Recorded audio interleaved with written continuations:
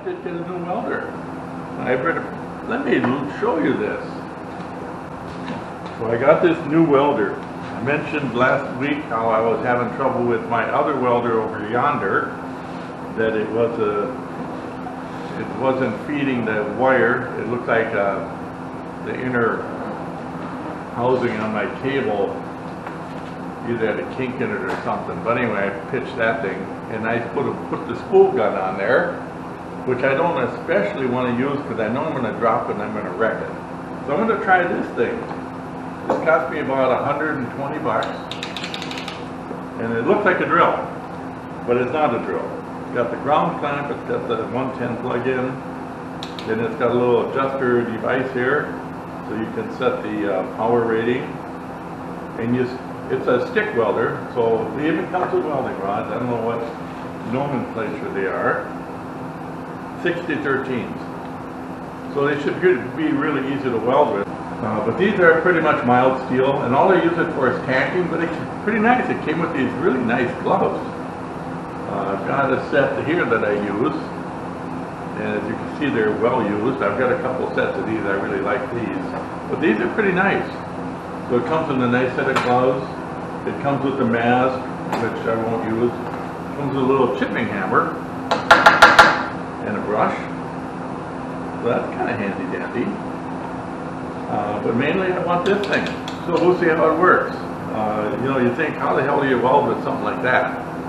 But the welding that these things do is different than what welders used to be. This is an inverter welder, which means it uses same as my MIG welder and the TIG. They actually use a oscillating current to heat the metal. Same thing with this.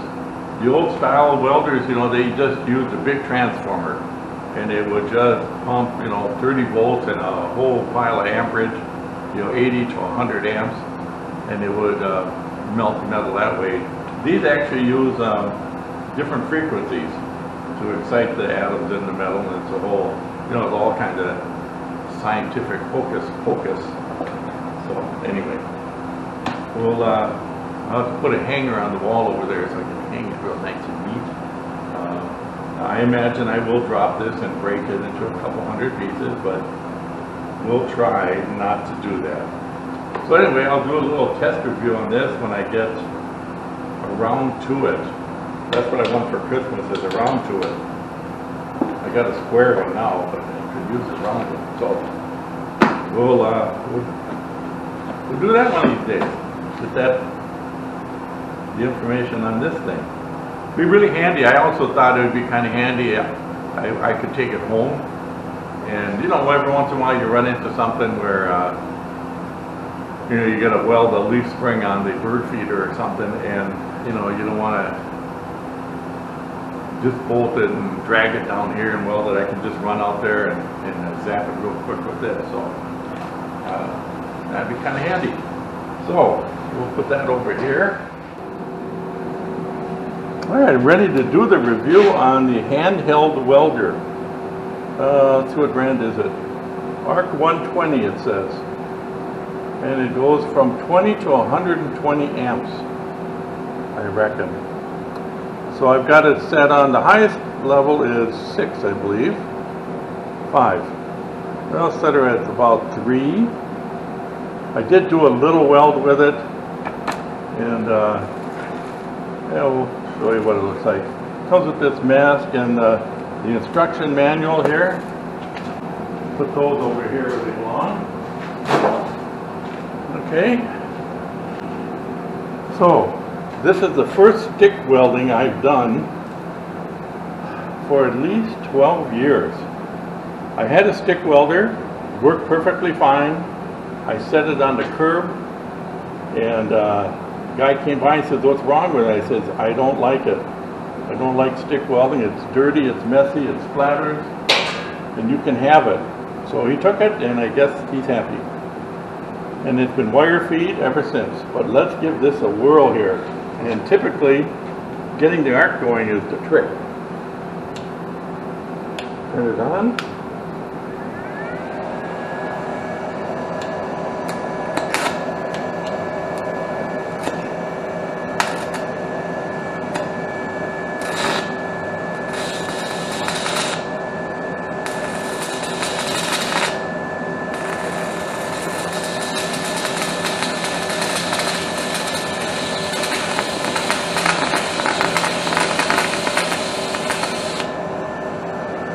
And as you can see, it splatters quite a bit.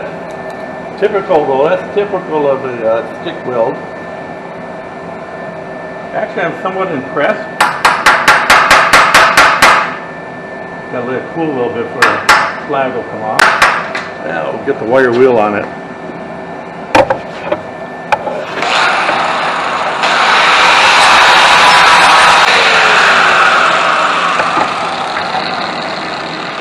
Well, it's a little bit of a blob. I can see where it will work, and these typically weld better after you get the rod worn down.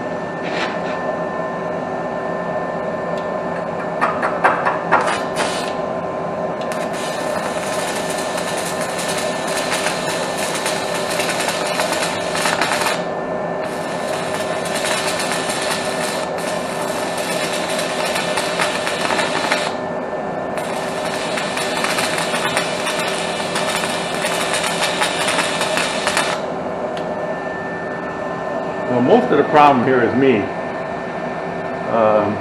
With a stick welder, you have to feed into it as you go, and this thing's a little bit bulky, and that's a little bit of a trick.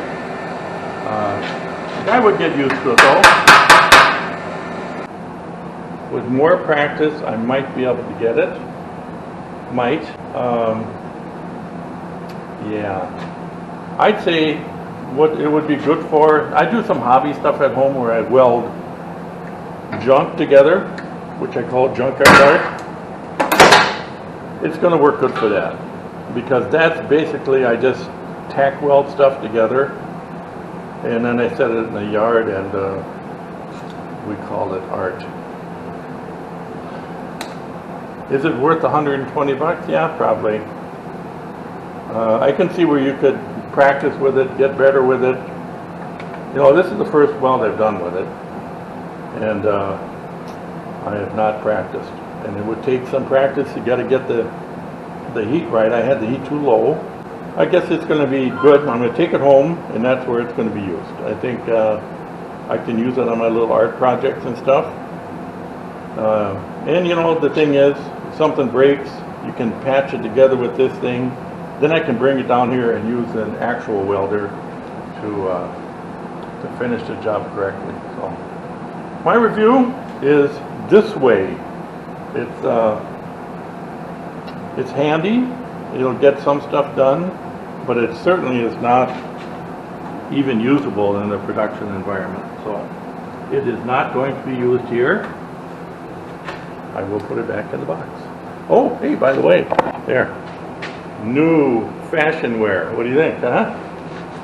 I'm getting tired of the slag landing on my head and on my neck. I got burns all over in this general area here from the slag jumping up on me and getting behind my helmet. So I got this fancy schmancy little hat here, and it comes in designer tutelage.